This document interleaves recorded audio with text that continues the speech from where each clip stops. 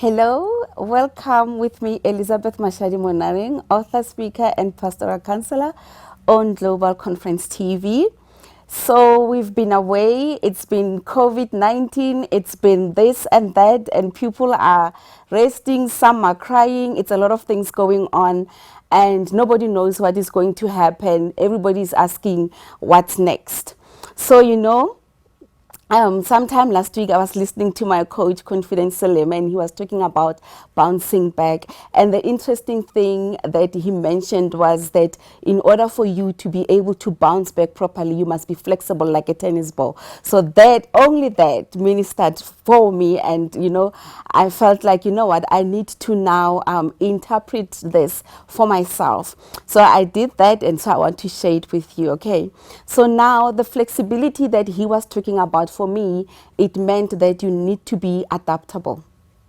Okay, you need to be somebody who understands or who looks at the situation. You become shocked when something happens and it feels like there is nowhere to go, or it feels like you don't know what's going to happen and you don't even want to face it. But now, during that time or that moment of shock, you think about it, you take a deep breath, look, be aware of your situation. Don't want to walk past it or walk through it with your eyes closed. No, it's impossible. Open your eyes, be aware. For example, if you lose or you lost your job during COVID-19, ask yourself these questions. What was happening around me? Everybody was struggling with COVID-19, things were shutting down and everything.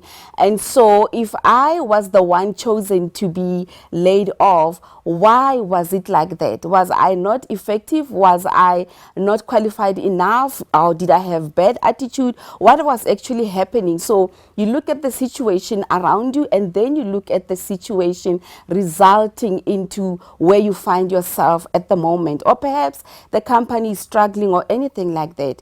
Then after that, you calm down, take a deep breath so that you can be able to think properly. Now you have to now adjust your plans accordingly.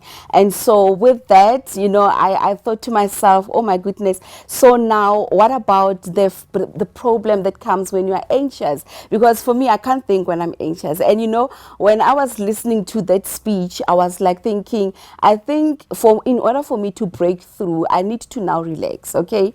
And be aware that I cannot be anxious. And of course, the word of God says so in Philippians 4, 6 and 7, that you shouldn't be anxious, but in everything, through prayer and supplication, you give your request to God, and his peace that surpasseth all understanding guards your heart and your mind through Christ Jesus. And so that peace was something that I needed in order for me to be able to think properly, in order for me to now adjust my plans, because I was already now adapting to the situation. It was easier for me to adapt because everybody was in the situation. Everybody is in the situation. Some people are maybe lucky or maybe blessed that they could come out of it quicker. Some are taking time, some are still in it, some are still even afraid to face 2020. Nobody wants to go over to 2020 because as far as we know, it might take a year or 2 or 3. Nobody knows when exactly we will say we are cleared of this whole thing. But life shouldn't stop. Life goes on.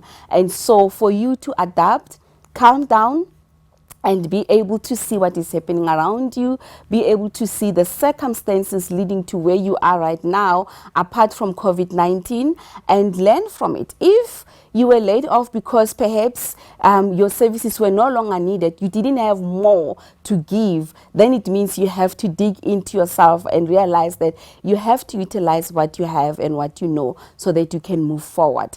And whatever it is, if it is your attitude, work on it. If it is your talents that you need to work on them so that you can be able to now face your next, because there should be a next. You cannot stand in one place. You have to have a place where you can say, I think I'm going that way or that far from here. So yeah, that's it from me for today. See you next time. Thank you. Bye-bye.